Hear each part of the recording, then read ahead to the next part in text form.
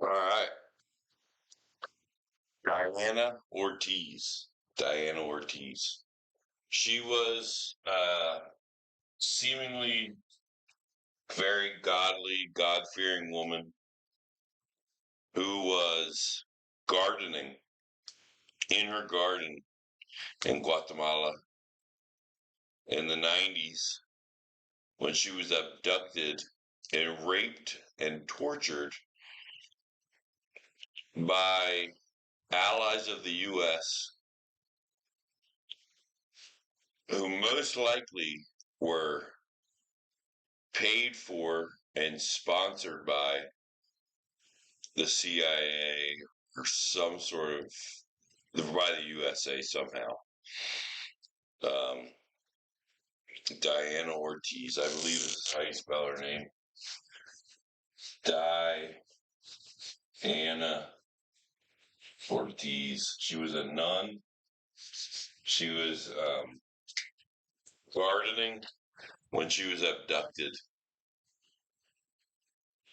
She thought that she was only held captive for 24 hours when apparently an American came into the room that she was being held in and used an expletive and said, "Oh no, this is a North American woman. You got to get her out of here." This guy who seemed like he was an American, she thinks he's probably part of the CIA, took her and was going to take her to somebody who was going to take her to the U.S. Embassy. And that's what they told her. She didn't really believe it. She thought maybe they were going to murder her because she had already seen and heard so much and she could testify to this stuff.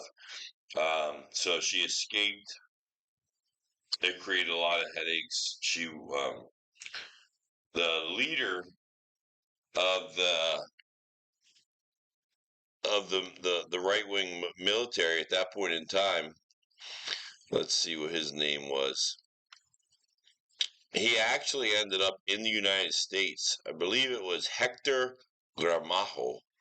Héctor Gramajo. What's really crazy is that he, after he tortured, he was actually found by a court to be responsible and to pay millions of dollars to Dianna Ortiz for being responsible for her being raped and tortured. After that, he made his way to the United States and went to Harvard to and graduated from the John F. Kennedy School of Government and Harvard University and spoke as the commencement speaker at the U.S. Army School of the Americas in Fort Benning, Georgia in 1991.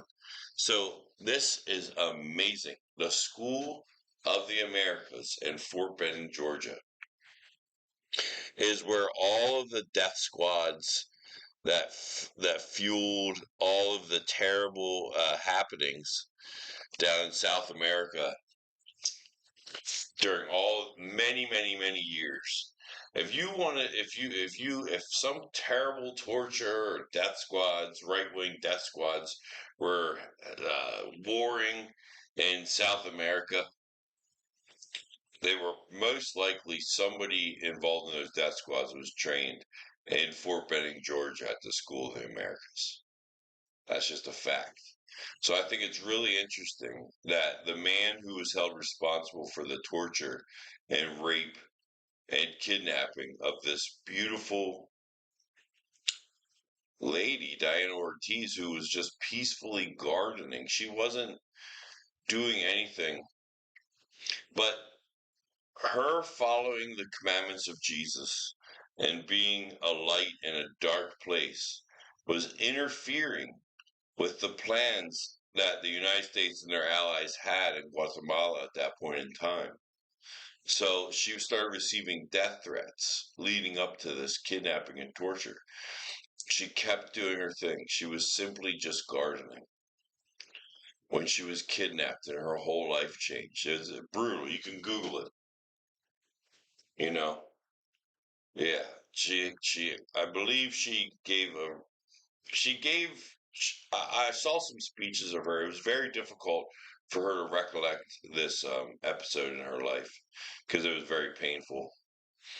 But I did watch at one time at least her giving a speech where she was recollecting these things and talking about them. And one thing I do know is, and one of the reasons why she did um, give the speech that I saw was she saw the Guantanamo Bay and the Abu Ghraib prisoners talking about their torture at the hands of Americans during the war on terror.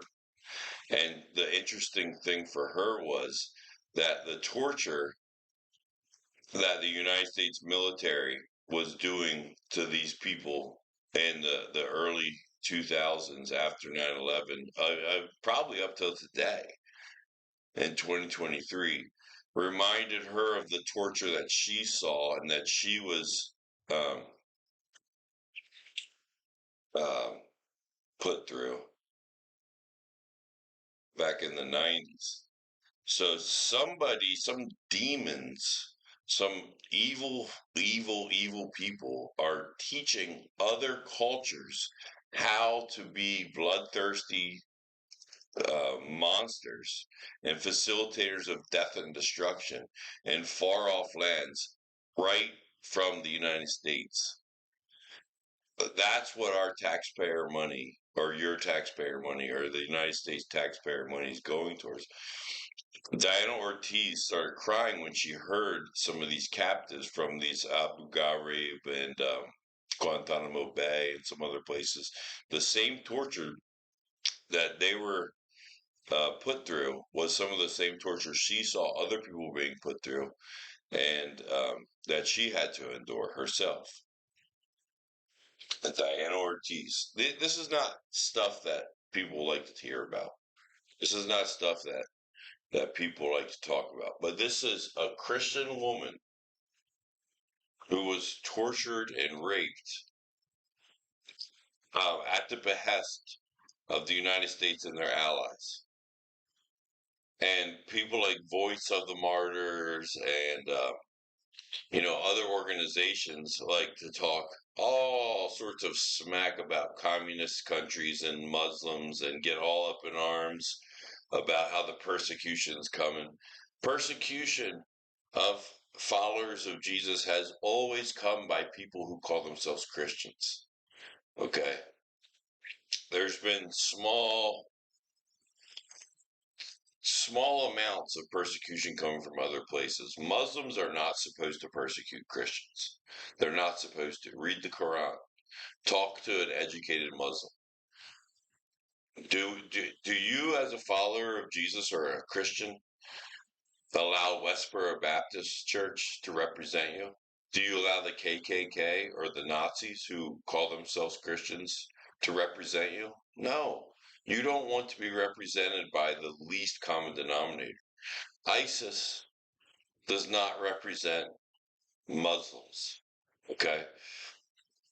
If you want to know what true followers, especially like mainstream uh, Sunni, um, actual adherents to Islam believe, then I would recommend like Zaytuna College, Dr. Ali Attai, these types of men. If you talk to any of these types of people, or even like Ayatollah Khomeini and other people, they have a place for Christians and for Jews in their global perspective and in their cultures and in their community. They're not teaching people to persecute people based on their religious beliefs. That's just not the case. And Jesus would best be described as a communist or a socialist, not a capitalist. So don't be scared of people who like to share things and take care of poor people. They're not the enemy. I wouldn't be scared of any government. I think that the government who has killed the most Christians and killed the most people in general, definitely who has spread death and destruction across the world, is the U.S.A. and their allies. Talk to the Native Americans. Talk to Dianna Ortiz. Well, she can't because she's dead now, but talk to the Native Americans. Talk dark skinned folks who were, you know, slaughtered in huge numbers by Christians. Folks, let's be good. Let's not use violence. Okay? Let's love one another. Let's obey the teachings of Jesus. Jesus told us in the Sermon on the Mount how we're supposed to obey. We're not supposed to use violence. We're not supposed to even vote. We're not supposed to partake in the kingdoms of this world. They belong to the evil forces of the world. The evil forces of the world run the kingdoms of this world. It's not worth arguing about politics and this and that. If you have beliefs that come from your conscience or your scriptures, your Torah, or the teachings of Jesus, things like that, obey them. Obey them. Don't worry about the culture around you and what they're doing, or the governments and what they're doing. That's not our place. Our place is to obey our God.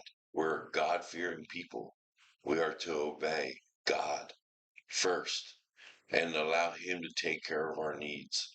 We don't need to put our trust in Egypt and in their chariots and in their weaponry.